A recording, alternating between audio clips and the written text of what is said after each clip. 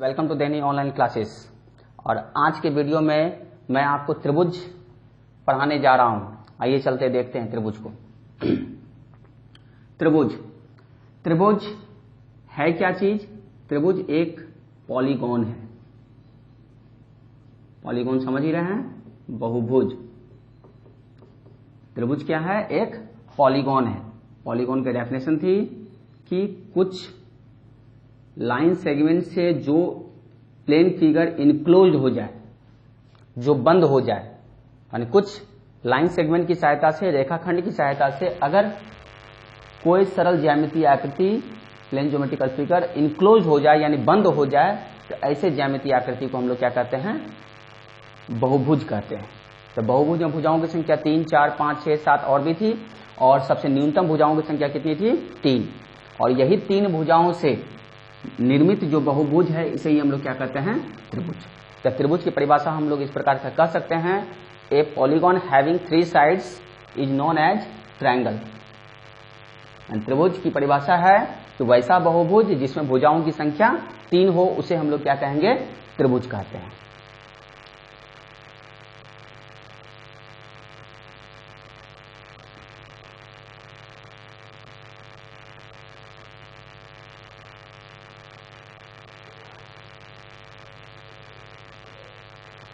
ज्यामिति के बहुत सारे क्वेश्चन त्रिभुज से उठाए जाते हैं, इसलिए त्रिभुज को बेसिकली अच्छे ढंग से आप फॉलो कीजिए।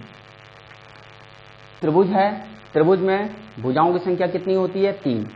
और शीर्षों की संख्या कितनी होती है? यानी कि नंबर ऑफ वर्टाइसेस भी 3 आपका। अंतःकोण की संख्या कितनी होती है? 3। बाह्य कोणों की संख्या कितनी होती है? 3। कुछ इसके ये पार्ट जो हैं आपको याद रखना है, और बहुभुज का अगर वीडियो आपने देखा होगा तो ये सब चीज आपको खुद भी याद हो जाएगा। Number of vertices, number of interior angle, number of exterior angle. तो त्रिभुज की यहाँ बात कर रहा हूँ। त्रिभुज में वर्टाइसेस की संख्या कितनी होती है, यानी शीर्षों की संख्या क्या होती है? 3। अंतःकोणों की संख्या क्या होती है? 3। और बाह्य कोणों की संख्या भी क्या होती है? 3। क्लियर? और तीनों अंतःकोणों का योगफल, और जानते हैं कि बहुभुज में हम लोग कौन सा फॉर्मूला लगाते हैं? n-2 × 1 80 degree. और यहाँ n का वैल्यू कितना होगा? 3 -2 यानी 1 × 180 डिग्री। 280 डिग्री का है या 2 पाई रेडियन का है, सॉरी पाई रेडियन। 180 डिग्री यानी कि, या उसको रेडियन फॉर्म में हम लोग पाई रेडियन भी कह सकते हैं। पाई रेडियन में 180 डिग्री होता है। यानी त्रिभुज के तीनों अंतःकोणों यानी कि sum of all 3 interior angles is equal to 180 degree, and the sum of all exterior angle यानी कि उसके तीनों बाह्य कोणों का योगफल कितना होता है? 360 डिग्री।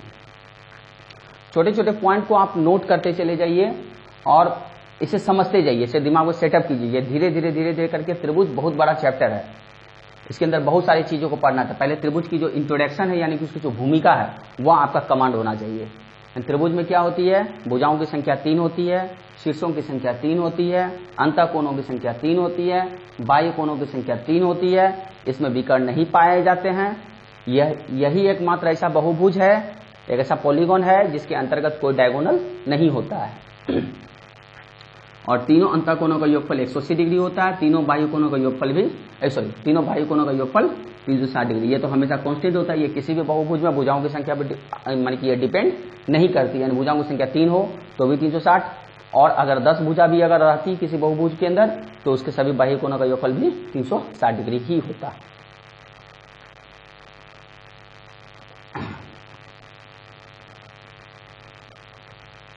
कुल मिला के देखें कि त्रिभुज के कितने पार्ट्स होते हैं?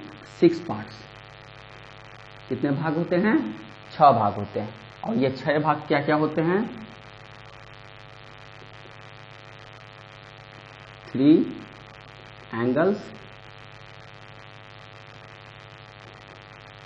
3 साइड्स, 3 कोण और 3 भुजा। माने कि पार्ट्स ऑफ, जैसे कि हम लोग का शरीर का होता है पार्ट्स ऑफ बॉडी, उसी तरह से ट्रायंगल का पार्ट्स ऑफ बॉडी क्या है? ये टोटल 6 पार्ट्स में है। और 6 पार्ट्स कौन कौन है? 3 एंगल्स, 3 साइड्स। अब त्रिभुज के अंदर एक चीज और याद रखना है आपको,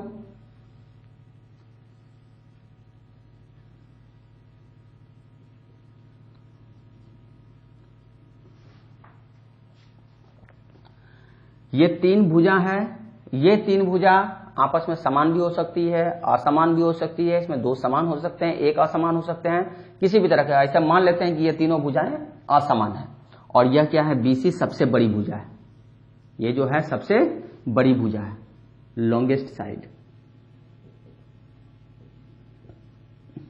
सपोज मान लेते हैं कि AB क्या है, सबसे छोटी भुजा है, यानी कि स्मॉलेस्ट साइज।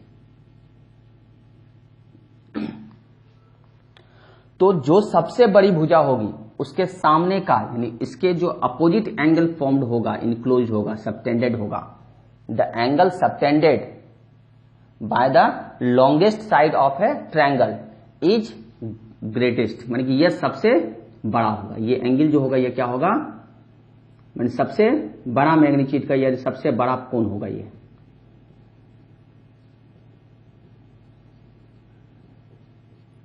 और ये सबसे छोटी भुजा है, इसके सामने का जो ये कोण होगा ये क्या होगा, सबसे छोटा।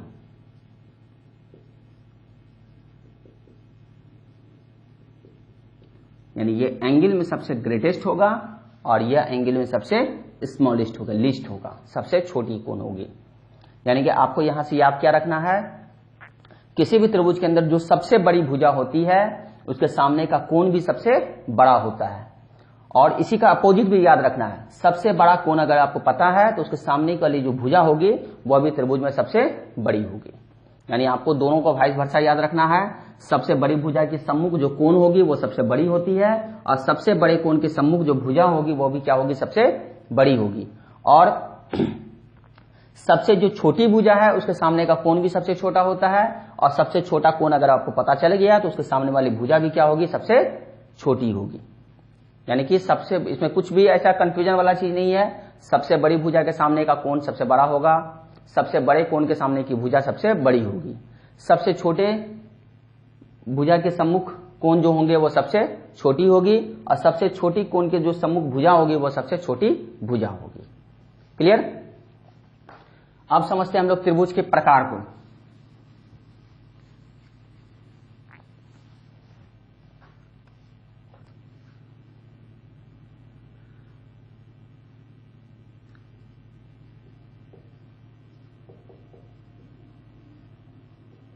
समबाहु त्रिभुज, जिसे हम लोग कहते हैं इक्विलैटरल ट्रायंगल, इक्विलैटरल। चलिए देखते हैं इक्विलैटरल ट्रायंगल, समबाहु त्रिभुज। देखिए अब है क्या कि त्रिभुज के 6 भाग हैं, 3 भुजा और 3 कोण। तो भुजा के विचार से त्रिभुज भी प्रकार में है और कोण के विचार से भी है। तब मैं आपको पहले बता रहा हूं भुजा के विचार से, यानी according to side, according to side, यानी भुजा के विचार से, यानी भुजा के आधार पर हम लोग त्रिभुज का विभाजन किए। तो भुजा के आधार पर त्रिभुज के प्रकार जो हैं वो कौन कौन से हैं, इनको देखना है अकॉर्डिंग टू साइड। तो सबसे पहले हम लोग समझेंगे समबाहु त्रिभुज को। नाम से ही है, सम मीन्स समान, बाहु मीन्स भुजा और त्रिभुज। यानी कि किसी भी त्रिभुज में जो 3 भुजा पाई जाती है वो तीनों भुजा अगर आपस में समान हो, समान लंबाई की हो, तो वैसे त्रिभुज को ही हम लोग क्या कहेंगे, समबाहु त्रिभुज। बेसिकली फॉर्मूला है, उसको अच्छे ढंग से याद रखिए कि किसी भी त्रिभुज में तीनों भुजाओं की लंबाई अगर आपस में समान होती है तो त्रिभुज कैसा है, आपका समबाहु कहलाएगा। अगर समबाहु है, कुछ विशेष चीज है, इसमें कुछ विशेष प्रॉपर्टी मिलेगी जिसे आपको याद रखना है। देखिए क्वेश्चन सॉल्व करने के लिए जो आपके कंपटीशन एग्जाम में क्वेश्चन सब पूछे जाते हैं, तो क्वेश्चन जो भी आते हैं वो आपका एक लेवल का होता है, और वह लेवल को पकड़ने के लिए आपका जो बेस होता है, नीचे का जो आपका आधार होगा वह आपका मजबूत हो। यानी कि समबाहु त्रिभुज को आप सबसे पहले पहचानने सीखिए, तब उसके बाद उसकी प्रॉपर्टी को आप याद रख पाइएगा। इसीलिए कि मेरे जितने भी दिए गए वीडियो हैं उसे पार्ट बाय पार्ट जरूर पढ़िए, क्योंकि आपका बेसिक जो इससे पहले मैंने आपको सिखाया था पैरेलल लाइन, उससे पहले सिखाया था एंगल, उससे पहले सिखाया था बेसिक पॉइंट्स ऑफ ज्योमेट्री। तो जब आप किसी चीज को एक कड़ी के रूप में पढ़िएगा, एक लेयर के रूप में पढ़िएगा, नीचे से धीरे धीरे स्टेप बाय स्टेप ऊपर अगर बढ़िएगा तो वह उस पर आपकी जो पकड़ बनेगी वो काफी मजबूत होगी। फिर आपको किन्हीं की हेल्प की आवश्यकता नहीं होगी, सारे क्वेश्चन को आप खुद से खुद सॉल्व कीजिएगा।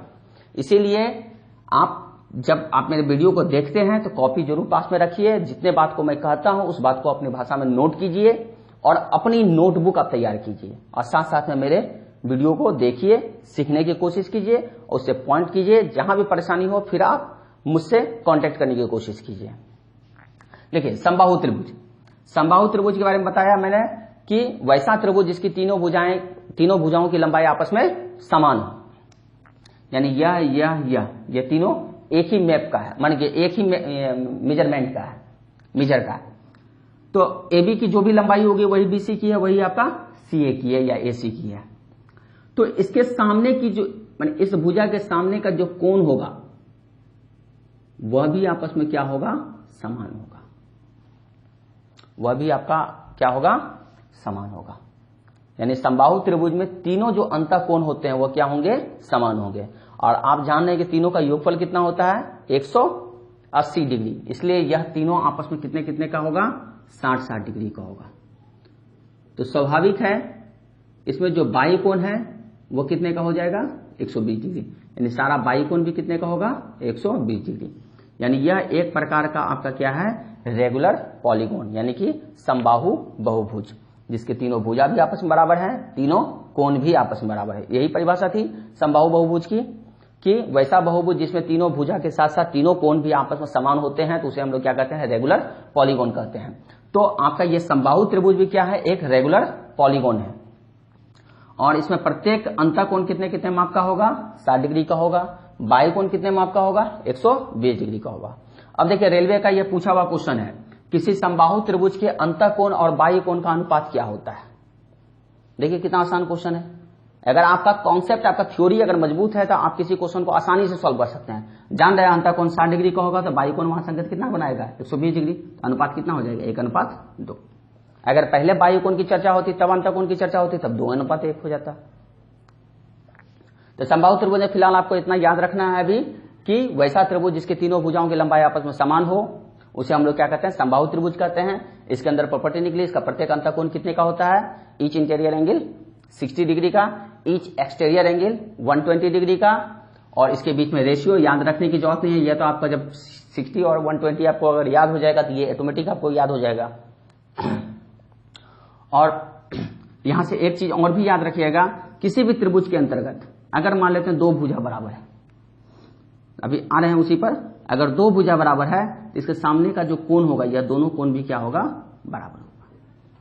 जैसे इससे पहले भी बताया था, सबसे बड़े भुजा के सामने की सबसे कोण क्या होती है, सबसे बड़े भुजा के सामने की कोण सबसे बड़ी होती है और सबसे छोटे भुजा के सामने की कोण सबसे छोटी होती है। अगर दो भुजा आपस में समान लंबाई का हो तो उसके सम्मुख जो कोण होंगे, उसके अपोजिट जो एंगल बनेंगे, एंगल जो सबटेंड होंगे वह भी अब क्या होगा, इक्वल मैग्नीट्यूड में होगा। क्लियर। आते हैं आप दूसरे टाइप को देखते हैं।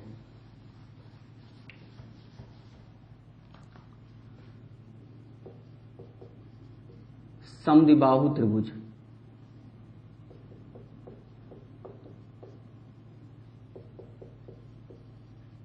Isosceles triangle.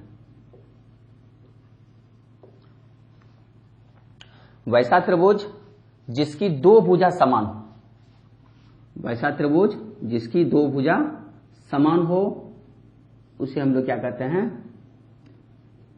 समद्विबाहु त्रिभुज। सम मीन्स समान, द्वि मीन्स दो, बाहु मीन्स भुजा। नाम से भी जाहिर है कि जिसकी दो भुजा अगर आपस में समान हो, सपोज हम मान लेते हैं यह और यह भुजा आपस में समान है, तो इसे हम लोग कैसा त्रिभुज कहेंगे, समद्विबाहु त्रिभुज। अब देखिए जो समबाहु त्रिभुज है वह भी एक प्रकार का समद्विबाहु त्रिभुज है। हम कह सकते हैं कि all equilateral triangles are also isosceles but reverse may not always true.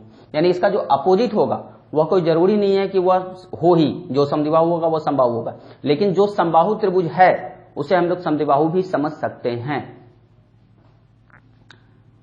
अब देखिए इसमें आपको क्या याद रखना है, अगर समद्विबाहु त्रिभुज है, ये दोनों भुजा समान है, अभी तो आप जान ही रहे हैं कि इसके सामने वाले कोण भी क्या होंगे, समान होंगे। जो दो भुजा समान होती है समान भुजा कहते हैं, और जो होता है उसे हम लोग क्या कहते हैं, असमान भुजा। Unequal side. क्लियर? जो भुजा समान होगी वो समान है, और समान भुजाओं के सम्मुख कोण भी क्या होंगे? समान होंगे, यानी यह दोनों एंगल भी क्या होगा? इसका इक्वल होगा। ये क्या है? असमान। अब यहां से एक चीज आप जरूर याद रखिएगा, किसी भी समद्विबाहु त्रिभुज के अंतर्गत असमान भुजा पे जो लंब आएगा यहां से शीर्ष से, यानी जो शीर्ष लंब डाला जाएगा, अल्टीट्यूड डाला जाएगा, तो यह असमान भुजा को दो बराबर भागों में, दो इक्वल पार्ट्स में डिवाइड कर देता है। यानी कि अगर आपका एडी इस पे परपेंडिकुलर है, लेकिन किस में? तो याद रखना है समद्विबाहु त्रिभुज होगा तो, और उसमें भी जो आपका अनइक्वल साइड है उसके ऊपर अल्टीट्यूड आना चाहिए, उसका करस्पॉन्डिंग अल्टीट्यूड। अगर यह अल्टीट्यूड इस पे डाला जाए तो ये क्या हो जाएगा? टू इक्वल पार्ट्स में डिवाइड हो जाएगा। या अगर दूसरी भाषा में आपको ऐसा भी याद रखिए, अगर कोई भी लाइन सेगमेंट यहां पे आ रहा है ऐसे इक्वल पार्ट्स में डिवाइड कर रहा है, तो ये ऑटोमेटिक इस पे परपेंडिकुलर होगा। यानी परपेंडिकुलर होगा तो इक्वल डिवाइड करेगा, अगर इक्वल डिवाइड है यानी इट मीन्स अगर डी आपको पता है कि यह मध्य बिंदु है, तो एडी जो होगी वह बीसी पर लंब होगी। क्लियर? यानी कि आपको दोनों रूप याद रखना है, एडी अगर लंब है तो BD is equal to DC, और दूसरा याद करना है, यदि आपको यह पता है कि BD is equal to DC है तो एडी क्या होगा? बीसी पर परपेंडिकुलर होगा। क्लियर? आइए तीसरे पार्ट को देखते हैं हम लोग।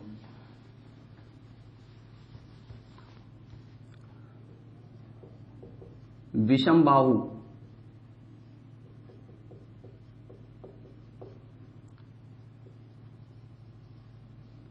Scalene triangle. विषम बाहु त्रिभुज क्या है? कि वैसा त्रिभुज, नाम से ही जाहिर है, विषम मीन्स अलग अलग, बाहु मीन्स भुजा। यानी विषम बाहु त्रिभुज किसे कहते हैं? कि वैसा त्रिभुज जिसकी तीनों भुजाएं असमान हो, यानी तीनों भुजाओं की लंबाई अगर आपस में बराबर नहीं होती है, आपस में समान नहीं है, तो वैसे त्रिभुज को हम लोग क्या कहेंगे? विषम बाहु त्रिभुज। मान लेते हैं यह आपका हम एक विषम बाहु त्रिभुज लिए, यहां तीनों भुजा आपस में क्या है? अलग अलग लंबाई की है। समबाहु में तीनों बराबर होनी चाहिए, समद्विबाहु में दो बराबर होनी चाहिए, और विषम बाहु में तीनों में कोई भी आपस में बराबर नहीं होने चाहिए, यानी सब तीनों जो साइड है वह अलग अलग लेंथ का हो। इसका अर्थ है कि इसमें भुजाओं का क्रम, मान कि भुजाओं की लंबाई का क्रम भी अलग अलग होगा। एक सबसे छोटी भुजा होगी, एक सबसे बड़ी भुजा होगी। मान लेते हैं ये सबसे छोटी भुजा है और यह सबसे बड़ी भुजा है। तो सबसे पहले तो यह समझिए कि तीनों भुजाएं असमान लंबाई का है, तो इसके सामने का तीनों कोण भी क्या होगा?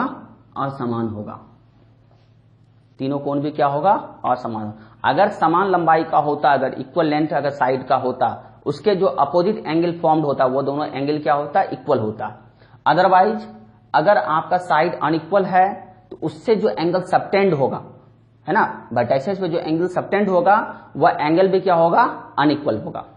तो ये तीनों साइड आपस में अनइक्वल है, इसका अर्थ ये तीनों एंगल भी आपस में अनइक्वल है। और इसका क्रम कैसे होगा? मान लेते ये सबसे छोटी भुजा है, उसके बाद ये सेकंड पोजीशन की भुजा, ये थर्ड पोजीशन की भुजा, तो इसका एंगल का फॉर्मेशन भी उसी प्रकार से होगा। ये सबसे छोटा है तो एंगल सी क्या होगा? सबसे छोटा होगा।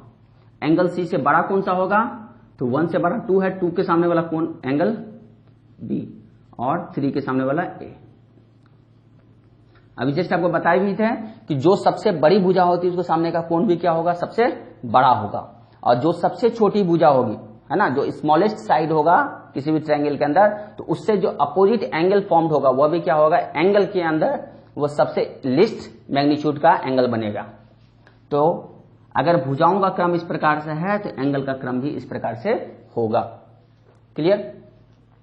अब ये थी आपका भुजा के विचार से त्रिभुज तीन प्रकार के जो पाए जाते हैं, वो उन तीनों की एक संक्षिप्त भूमिका मैंने अभी दिया। इसके बाद इस पे थ्योरी बहुत सारी पढ़नी है। जब हम लोग माध्यिका, लंब केंद्र, गुरुत्व केंद्र जैसे को समझने लगेंगे, उसका फिर इसके अंदर बहुत सारे प्रॉपर्टीज को फिर पढ़ेंगे। तो अभी फिलहाल आपको याद रखना है समबाहु त्रिभुज किसे कहते हैं, समद्विबाहु त्रिभुज किसे कहते हैं, विषमबाहु त्रिभुज किसे कहते हैं। यह तीन त्रिभुज आपका भुजा के विचार से था। अब हम तीन त्रिभुज पढ़ेंगे एंगल के हिसाब से, कोण के विचार से। कोण के विचार से पढ़ेंगे। सबसे पहले है न्यून कोण त्रिभुज।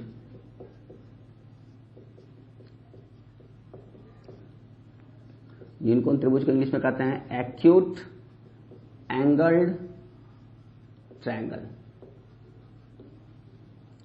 अब स्वाभाविक है कि यह कोण के हिसाब से नामकरण है इसका, तो परिभाषा भी कोण के हिसाब से ही चल रही होगी। इससे पहले भुजा के विचार से 3 देखे थे और तीनों की परिभाषा जो थी वो भुजा के आधार पर दी गई थी। तो यहाँ पे न्यून कोण त्रिभुज जो है कोण के विचार से त्रिभुज के प्रकार हैं और पहला प्रकार के अंदर न्यून कोण त्रिभुज है। न्यून कोण त्रिभुज हम लोग किसे कहते हैं? वैसा त्रिभुज जिसका तीनों कोण, वैसा त्रिभुज जिसका तीनों कोण यानी वह 3 कोण आपस में क्या हो? न्यून कोण हो। न्यून कोण को भली भांति समझ रहे हैं कि जिस कोण की माप 0 डिग्री से अधिक और 90 डिग्री से कम होती है उसे हम लोग क्या कहते हैं? न्यून कोण कहते हैं। तो किसी भी त्रिभुज के अंतर्गत ये जो 3 कोण हैं, ये 3 कोण जो हैं वह क्या हो? ये तीनों का तीनों न्यून कोण हो। अगर ये तीनों कोण इसका न्यून कोण होता है तो ऐसे त्रिभुज को हम लोग क्या कहते हैं? न्यून कोण त्रिभुज। इससे आपको एक चीज पता चला कि त्रिभुज के तीनों कोण न्यून कोण हो सकते हैं, यानी कि किसी भी त्रिभुज के अंतर्गत मैक्सिमम एक्यूट एंगल्स कितने होंगे? 3, है ना। यानी अधिक से अधिक न्यून कोणों की संख्या कितनी होती है? 3, यानी कि maximum number of acute angles in a triangle is equal to 3। यानी अधिक से अधिक किसी भी त्रिभुज में तीनों कोण न्यून कोण हो सकते हैं। क्लियर? अब रह गई बात कि अगर ये तीनों कोण न्यून कोण हैं, अगर ये तीनों कोण न्यून कोण हैं तो त्रिभुज क्या होगा? न्यून कोण त्रिभुज होगा। अब रह गए समबाहु त्रिभुज के देखेंगे। समबाहु त्रिभुज के तीनों कोण 60-60 डिग्री का है। 60 डिग्री किस प्रकार का कोण है? एक न्यून कोण है। इसका अर्थ हम कह सकते हैं जो समबाहु त्रिभुज है वह न्यून कोण त्रिभुज भी है। जो आपका समबाहु त्रिभुज होगा, जब समबाहु त्रिभुज है तो उसकी परिभाषा बनी है भुजा के विचार से कि वो त्रिभुज के तीनों भुजा अगर आपस में तीनों समान लंबाई के हैं तो वो समबाहु त्रिभुज है। और समबाहु त्रिभुज के एक विशेष गुण है कि तीनों कोण कितने कितने मेजरमेंट के होते हैं? 60-60 डिग्री के होते हैं। तो 60 डिग्री किस प्रकार का कोण है? एक्यूट एंगल, है ना। तो समबाहु त्रिभुज चाहे वो छोटा समबाहु त्रिभुज हो या बहुत बड़े समबाहु त्रिभुज की कल्पना आप करें, तो लेकिन जो इंटीरियर एंगल होगा वो कितने डिग्री का होगा? 60 मेजरमेंट का होगा।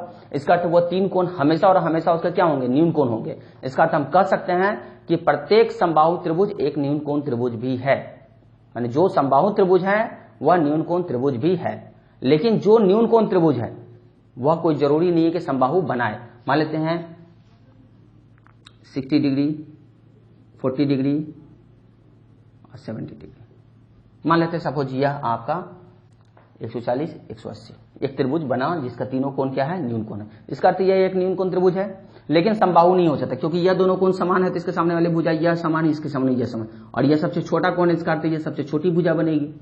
इसका अर्थ ये 3 भुजा आपस में समान लंबाई का नहीं होगा। तो जब समान लंबाई का नहीं होगा तो इसे हम समबाहु त्रिभुज नहीं कह सकते हैं। यानी कि जो समबाहु है वह न्यून कोण है ना। कह सकते हैं all equilateral triangles are also acute angle triangle but reverse में नॉट ऑलवेज ट्रू। लेकिन जो न्यून कोण है, जो एक्यूट एंगल ट्रायंगल है, वह समबाहु हो या कोई जरूरी नहीं है। क्लियर? और इसमें एक चीज थोड़ा देखिएगा कि इसमें किसी भी 2 न्यून कोणों को आप जोड़िएगा,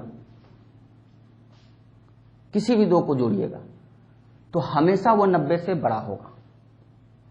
एक ट्रू फॉल्स में एक क्वेश्चन था कि क्या किसी भी न्यून कोण त्रिभुज के अंतर्गत 2 कोणों का योगफल सदैव 90 डिग्री से अधिक होता है?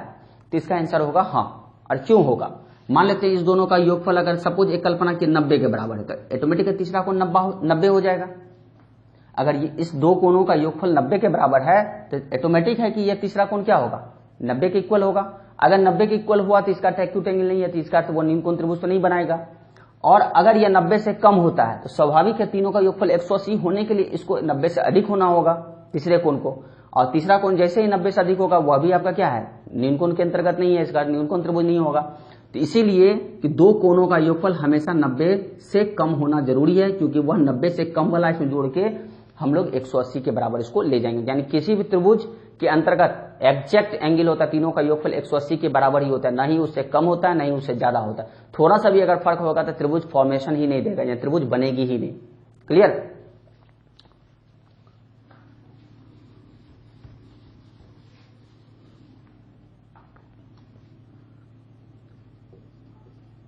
समकोण त्रिभुज,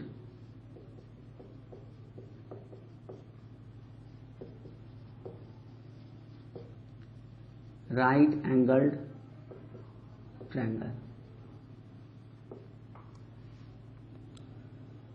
समकोण त्रिभुज, वैसा त्रिभुज जिसका एक कोण समकोण हो।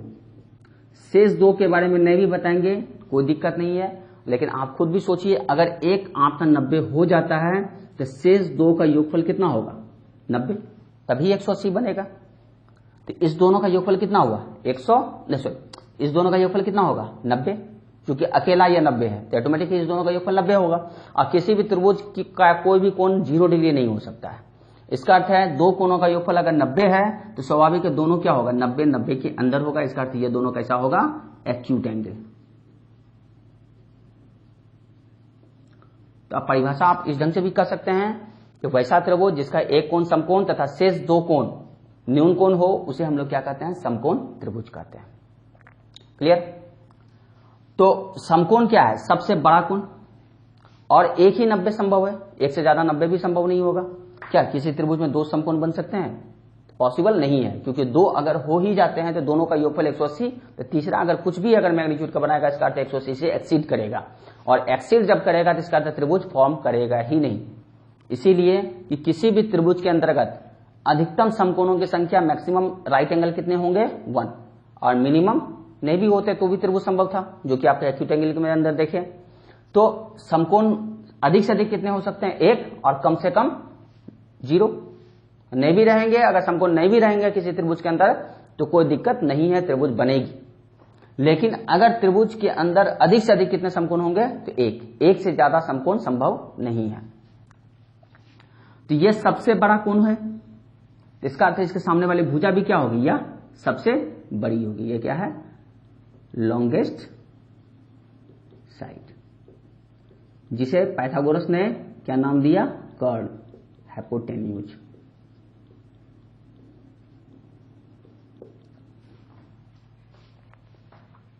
पाइथागोरस थ्योरम आपने पढ़ा होगा, और पाइथागोरस एक मैथमेटिशियन थे जिन्होंने ही इस चीज का नामकरण किया था कर्ण के रूप में, कि 90 डिग्री सबसे बड़ी भुजा है और सबसे बड़ी 90 डिग्री सबसे बड़ा कोण है, और सबसे बड़े कोण की सम्मुख भुजा क्या होगी? सबसे बड़ी होगी। और यह क्या है? सबसे लॉन्गेस्ट साइड है, जिसका नामकरण क्या किया गया? कर्ण, यानी सबसे बड़ी भुजा। यानी किसी समकोण त्रिभुज के अंतर्गत सबसे बड़ी भुजा को हम लोग क्या कहते हैं? कर्ण कहते हैं। कर्ण की परिभाषा अगर आपसे पूछी जाए तो आपका बता सकते हैं इस प्रकार से कि किसी भी समकोण त्रिभुज में सबसे बड़ी भुजा को कर्ण कहते हैं। या आप ऐसा भी कह सकते हैं कि किसी भी समकोण त्रिभुज में समकोण के सम्मुख भुजा 90 डिग्री के जो अपोजिट साइड होंगे उसे हम लोग क्या कहते हैं? हाइपोटेन्यूज कहते हैं। क्लियर? इसके अंदर पाइथागोरस थ्योरम को पढ़ेंगे। पाइथागोरस थ्योरम के अंदर अभी जो पाइथागोरस का थ्योरम जो है, मान लेते हैं यह सबसे बड़ी भुजा है, क्या होगा? AC square is equal to AB square plus BC square. And Pythagoras ने थ्योरम जो दिया था उसके आधार पर उन्होंने बताया था किसी भी समकोण त्रिभुज में सबसे बड़ी भुजा का वर्ग अन्य दो भुजा के वर्गों के योग के बराबर होता है। The square of the longest side is equal to the sum of square of remaining two sides.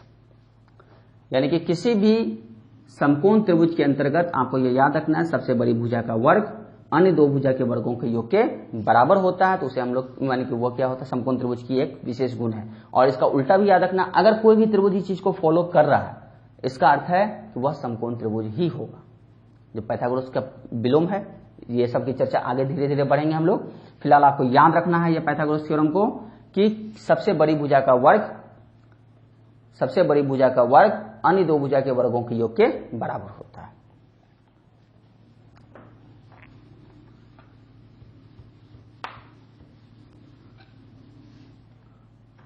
आइए अब हम लोग देखते हैं अधिकोण त्रिभुज को।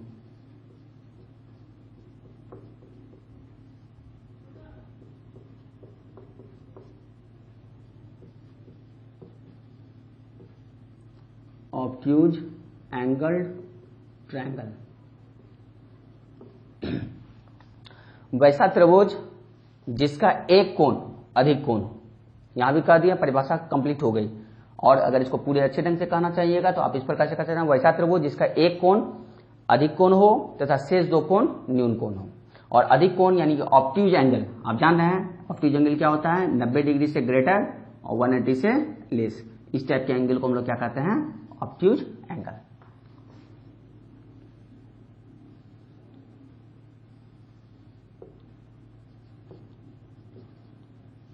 देखिए ये फिगर से पता चल रहा है कि ये 90 से एक्सीड है, यानी कि ये अधिक कोण है, और ये शेष दो कोण को न्यून कोण होना ही होगा। तो एक अधिक कोण है और यह कोण क्या है, सबसे बड़ा, तो इसके सामने वाली भुजा भी क्या होगी, यह सबसे बड़ी होगी, लॉन्गेस्ट। अब रह गई बात, यह दोनों कोण सेम मेजरमेंट का भी हो सकता है, विदाउट सेम मेजरमेंट भी हो सकता है। मान लेते हैं कि इसका 110 डिग्री 110, तो यह आपका ऑब्ट्यूज है। रह गया रेस्ट कितना है 70, यानी यह 35 भी हो सकता है, 40-30 भी हो सकता था, है ना। मतलब इस दोनों का योगफल हमेशा और हमेशा 70 आना है। तो ये इक्वल मैग्नीट्यूड में भी हो सकता है, अनइक्वल मैग्नीट्यूड। अगर इक्वल होगा तो ये दोनों साइड भी इक्वल हो जाएगा, ठीक है। तो ये आपका चला गया, अधिक कोण तो है ही है, और भुजा के विचार से ये किस में चला जाएगा, समबाहु में। अगर यह अनइक्वल है तो ये साइड भी क्या होगा, अनइक्वल होगा। इसका अर्थ ये तीनों साइड क्या होगी, अनइक्वल। तीनों एंगल अगर अनइक्वल है तो साइड भी अनइक्वल होगा, तो स्वाभाविक वो किस में फिर चला जाएगा, आपका विषमबाहु त्रिभुज के अंतर्गत। और एक चीज तीनों में आपको याद रखना है, मान लेते हैं किसी भी त्रिभुज के अंतर्गत तीन भुजा का नामकरण ABC के रूप में करते हैं, और ये क्या है, सबसे बड़ी, सबसे बड़ी, ये क्या है, सबसे बड़ी। तो अगर न्यून कोण त्रिभुज है तो वह इस चीज को फॉलो करेगा, है ना। ये किस में फॉलो करेगा, एक्यूट एंगल्ड ट्रायंगल। C² अगर is equal to A² plus B² हो तो ये किस में करेगा, राइट एंगल ट्रायंगल। और C² greater than A² plus B², ये क्या करेगा, ऑब्ट्यूज। याद रखिएगा C क्या है, सबसे बड़ी भुजा। अगर किसी न्यून कोण त्रिभुज के अंदर अगर C सबसे बड़ी भुजा है तो ऑटोमेटिक इस चीज का ये फॉलो करेगा, यानी C² is less than A² plus B²। A² B² means A और B रेस्ट रिमेनिंग साइड है, यानी सबसे बड़ी भुजा का वर्ग अन्य दो भुजा के वर्गों के योगफल से छोटा होगा। समकोण में क्या होगा, बराबर होगा, और अधिक कोण में क्या होगा, बड़ा होगा। या इसका रिवर्स भी अगर फॉलो करे तो वह आपका क्या कहलाएगा, अगर इस चीज को फॉलो कर रहा है तो वो एक्यूट एंगल कहलाएगा, अगर इस चीज को फॉलो कर रहा है राइट एंगल कहलाएगा, इस चीज को फॉलो कर रहा है ऑब्ट्यूज कहलाएगा। लेकिन एक चीज का याद रखिएगा, C आपका सबसे बड़ी भुजा होनी चाहिए। अगर न्यून कोण त्रिभुज है तो ऐसा होगा, और ऐसा हो रहा है तो न्यून कोण त्रिभुज होगा। उसी प्रकार से समकोण में, उसी प्रकार से अधिक कोण में। तो आज के वीडियो में मैं आपको यहां तक बताया कि त्रिभुज किसे कहते हैं, त्रिभुज के कौन कौन से प्रकार होते हैं, और सभी प्रकारों की जो संक्षिप्त भूमिका होती है, संक्षिप्त परिचय होता है, वो मैंने आपको दिया। और जो भी पॉइंट इसमें है आप इसे अच्छे ढंग से याद रखिए, और इससे पहले वाले वीडियो को भी आप जरूर से जरूर देखा कीजिए, उससे पॉइंट निकालिए। जब आप ज्यामिति पढ़ रहे हैं, ज्यामिति बहुत सारे बच्चों को टफ लगता है, वो डरते हैं ज्यामिति से, लेकिन अगर सच देखा जाए तो ज्यामिति का क्वेश्चन सबसे आसान होते हैं। बस कमी कहां रह जाती है विद्यार्थी के अंतर्गत कि आप किसी तथ्य को सीखना नहीं चाहते हैं, माने किसी चीज को आप जानने की कोशिश नहीं करना चाहते हैं कि त्रिभुज आखिर एक्चुअल में है क्या। आप त्रिभुज के क्वेश्चन पर डायरेक्ट आना चाहते हैं, तो डायरेक्ट आप क्वेश्चन तभी सॉल्व कर पाइएगा जब आपका थ्योरी मजबूत होगा। इसीलिए आप सबसे पहले थ्योरी को मजबूत कीजिए। जब आप समझने लगिएगा समबाहु त्रिभुज क्या है, विषमबाहु त्रिभुज क्या है, और उसके जब गुण को समझने लगिएगा, धीरे धीरे आप देखिएगा प्रॉब्लम आपसे खुद ब खुद सॉल्व होने लगेगी। तो अभी भी समय कुछ गया नहीं है। आज का वीडियो और आज से पहले वाले सारे वीडियो आपके SSC एग्जाम के लिए भी इम्पोर्टेंट है, रेलवे एग्जाम के लिए भी इम्पोर्टेंट है, जो आपका अभी हाल फिलहाल में आने वाला है। कि आपका ITI का एग्जाम हो या पॉलिटेक्निक का एग्जाम हो या आपका पैरामेडिकल हो, जहां जहां मैथ पूछे जा रहे हैं कॉम्पिटिटिव एग्जाम में, है ना, वो सबके लिए यह वीडियो है। इसीलिए सारे स्टूडेंट अच्छे ढंग से आप इसे प्रिपेयर कीजिए और अपनी नोटबुक तैयार कीजिए। अपनी नोटबुक के माध्यम से जितने लाइन को मैं बोलता हूं, क्योंकि सब चीज को लिख के देना संभव नहीं होता है, क्योंकि आपका वीडियो का लेंथ बहुत हाई हो जाएगा, जिससे आपको देखने में नीरस लगेगा। मैं आपको मैटर डील करता हूं, और आप अपनी नोटबुक बनाते हुए अपनी नोटबुक के माध्यम से आप उसे लिखते जाइए, सारे पॉइंट को लिखिए, तरह तरह की किताबों को देखिए, तरह तरह के क्वेश्चन को देखिए घर में। जितना आप ज्यादा पढ़िएगा, जितना आप उसके पीछे लगिएगा, आपका खुद ब खुद वो चैप्टर काफी मजबूत बनता चला जाएगा। जब आपका एक बार पकड़ बन जाएगा तो आप उसे बार बार पढ़ने की आवश्यकता नहीं पड़ेगी। इसीलिए जो मेरे छात्र हैं, जो मेरे वीडियो को फॉलो कर रहे हैं, देख रहे हैं, तो मैं आपके अच्छे के लिए कह रहा हूं कि आप इसे अपनी नोटबुक में नोट कीजिए, आप पढ़िए। अगर आपको कोई भी समस्या है कमेंट के माध्यम से आप मुझे बताइए, व्हाट्सएप के माध्यम से आप मुझे बताइए। और इससे तरह तरह के क्वेश्चन और क्वेश्चन इससे जितने संबंधित क्वेश्चन है आपको मैं दिखाऊंगा जब क्वेश्चन का सीरीज में चलाऊंगा। अभी मैंने सोचा था कि आज के वीडियो में मैं आपको क्वेश्चन प्रॉब्लम सॉल्व कराऊंगा, लेकिन फिर भी मैं आपको पहले आपको सारा थ्योरी में ज्यामिति के अंतर्गत का खत्म कर देता हूं। उसके बाद धीरे धीरे अलग अलग वीडियो में कभी कभी मैं कुछ जो इससे संबंधित जो प्रश्न बनते हैं या पूछे जाते हैं एग्जाम में उनकी चर्चा करूंगा, उसे मैं सॉल्व करके दिखाऊंगा किस प्रकार से सोचा जाता है और किस प्रकार से सॉल्व होता है। तो आप कम से कम अभी तक क्या कीजिए, जब तक ये क्वेश्चन का सीरीज स्टार्ट होगा आप थ्योरी पेपर को काफी मजबूत कीजिए। इसी वजह से मैं बहुत दिनों के बाद मैं ये इस वीडियो को लेकर आया हूं। इससे पहले ज्यामिति के अंतर्गत मैंने 3 और पॉलीगॉन के अंदर 2 और नंबर सिस्टम के अंदर 4 ये सारे वीडियो पहले से डाले हुए हैं। तो आप इन सबों को देख देख के तैयार कीजिए, फिर उस वीडियो का लेयर मैं धीरे धीरे करके बढ़ाता चला जाऊंगा। ठीक है। अगर आपको हमारा वीडियो अच्छा लगता है तो आप इस चैनल को जरूर सब्सक्राइब कीजिए, लाइक और शेयर जरूर कीजिए। धन्यवाद।